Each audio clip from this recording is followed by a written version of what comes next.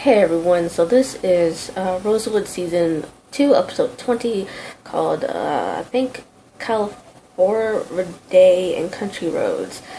Could be a soft C, but I don't know.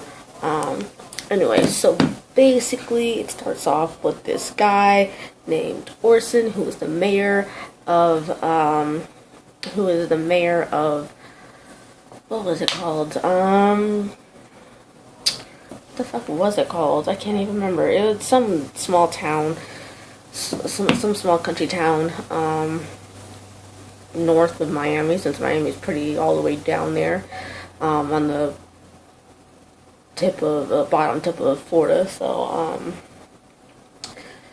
yeah, Orson is walking out of, the town hall, and he is, looking like he's trying to get somewhere really quickly, and so he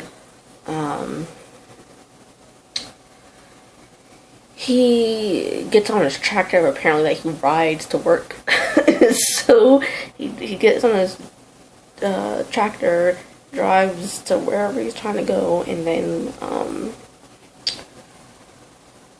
next thing we know, he breaks down, and then he ends up. And next thing we know, we see his tractor upside down with him underneath it, and then somewhere in there it goes to Rosie and all of them trying to figure out if Slade's gonna live, because we don't know anything at this point about whether or not he's gonna live or die.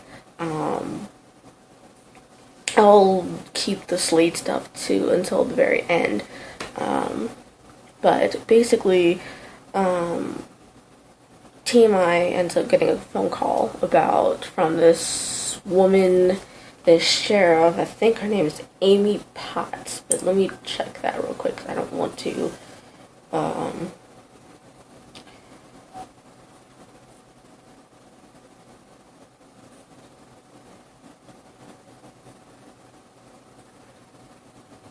yeah, Amy Potts. Her name is Amy Potts, and she is the sheriff of the town.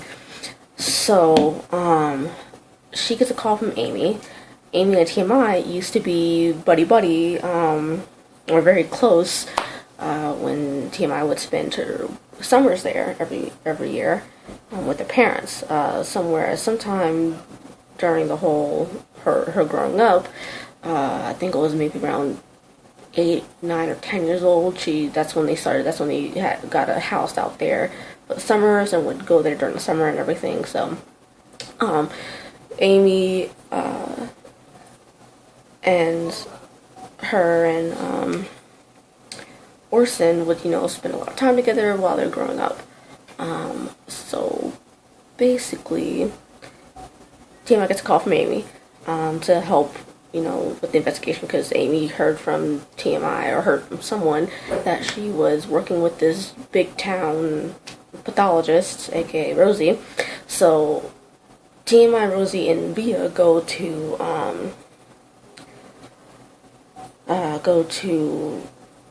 the town. I think it's Masonwood or something Wood or something like that. Can't remember. I didn't write it down. But basically get there, figure out that he was given lethal doses of digitalis over a period of time. I think for 4 hours. He had 4 milligrams in his system, and one every hour. So over 4 hours, he was given a lethal dose of digitalis, and that's what killed him. And that's what they figure out. And along the way, we see a lot of people. One of them was Sandy, who Orson Sandy is married, by the way, and she and Orson have an affair. Basically, that's what it amounts to. She and him are having an affair, and so they figured out that he was having an affair with her because they found love letters. Not very good love letters, but love letters nonetheless. And he was talking about, "You're the waves to my beach," or whatever, or some shit like that. And beaches have sand, and so they figured Sandy was the one who was. We figured Sandy was the one who was he was having an affair with, and so they figure Sandy's husband, what's his name, Earl, killed him. But no, he didn't, clearly. Next thing you know, we hear about Jeff Groves, who is the only lawyer in town, and he made the accusation that Orson was embezzling money from the town, but that wasn't the case at all. It was Jeff who was embezzling from the town.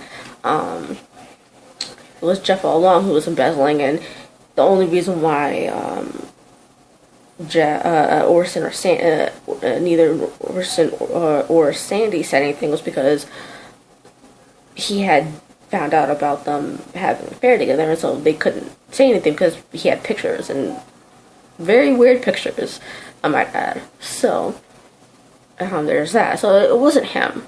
I mean, could he said that it couldn't have been him because they were, all three of them were in a mutually assured destruction sort of situation. So, and they were Sandy and Orson were keeping up their end of the bargain so far. So it wasn't him. Turns out it was Sandy, and she swallowed a lethal amount of digitalis to throw suspicion off of her, and then thus on to Jeff. But they figured out that the cup that Orson always drank out of, because he didn't like, I mean, of course you need water to live, so he knows this, but he has this thing about seeing the water while he drinks it, or something like that. So he would always had this like coral looking cup or pink looking cup where he would drink it out of it. So he brought it everywhere he went. And so she gave it to him and that's how she killed him. And the reason was TMI had lunch with him about 2 weeks before, and Orson was feeling some type of way about being in an adulterous relationship, and he didn't like it. And so she advised him, if you don't like how things are going, then just change it. So basically he decided to end the adulterous affair with Sandy, and so Sandy got upset because she feels like TMI made him do it. Like, no, chick, that's not how it works. Nah, not at all. If he doesn't want to be in a relationship with you anymore, that's his right. Okay? That's his right. Excuse me. I'm trying to hold that back, but couldn't anymore. Anyway, so Sandy's like, got all up in her feelings, so she decided to kill him, and then, yeah. Anyway, so that's the whole main storyline. There's two B storylines. There's the one with Slade and how he's doing, and we find out it was touch and go all episode with him. So, but we find out that he will make it, and he's going to be in the next episode at the very least. I think he just had some other obligation that kind of took him away from this particular episode at the moment. So, anyway, so he's going to be fine. We find that out at the one of the last scenes of the episode, so that's good. But we'll get to the preview in a minute. But the second B storyline was with Bia and her brother Marcos, and she said at first that, what did she say? She said that, he was driving her crazy or something, she was trying to avoid him or something.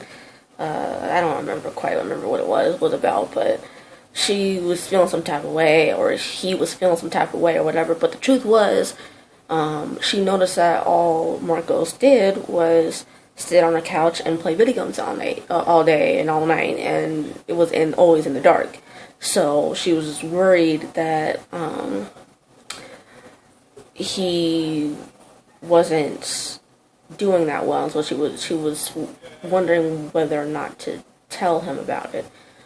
But Rosie's like, well, don't do that, because he has to figure this shit out for himself. He has to get in the right mindset and do what he has to do for himself. And so Via decides to not say anything, just let him be for the moment. But that's basically the entire episode in a nutshell. So next week it looks like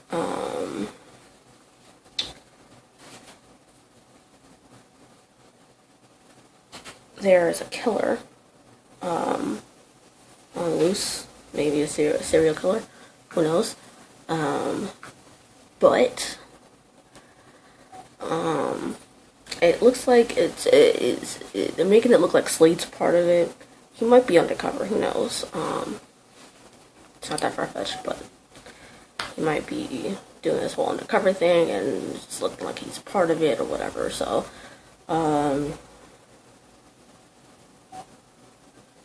I'm going to assume that he's innocent and he's just undercover, because I don't think they're going to make him have this death scare and then make him this badass dude or whatever in the next episode. So I doubt it.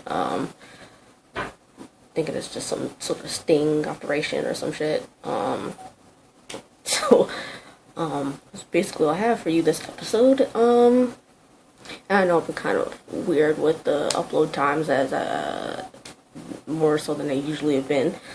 So I'll try to keep on it, and all that. So, but that's basically it, the entire episode, or this week. And I'll see you next week.